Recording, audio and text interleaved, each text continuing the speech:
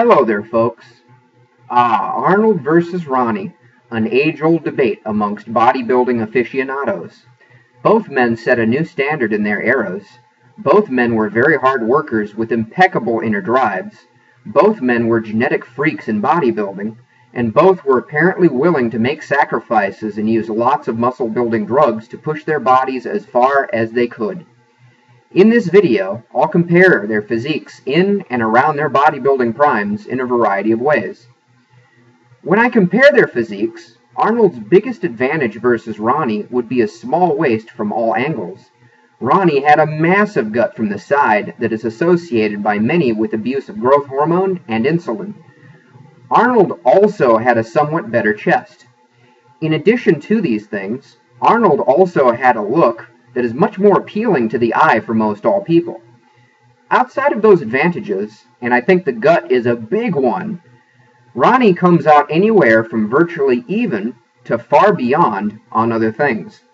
Ronnie's biggest advantage over Arnold would be his far larger thighs and his much more defined glutes and hamstrings.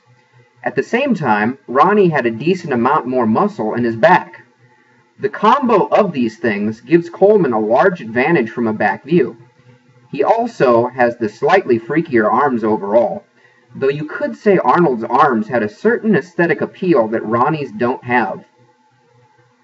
Overall, big edge and size to Ronnie, and overall definition is similar on average, with both having clear advantages in certain areas there.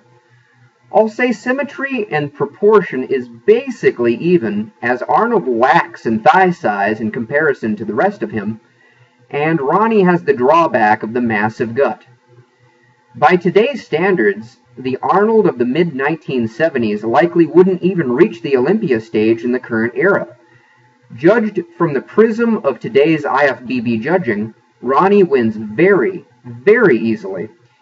He wasn't really marked down by the judges for his huge gut, and his big advantage in size would be the main factor to carry him to victory.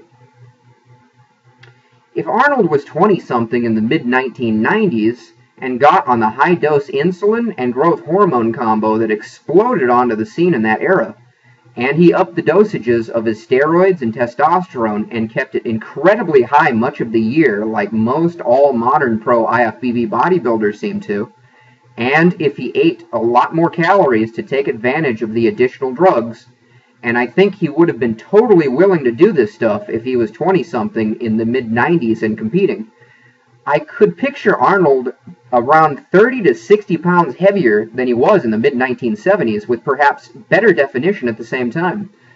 I suspect these advantages might give him enough added to consistently win against Ronnie, but that's not something I can prove.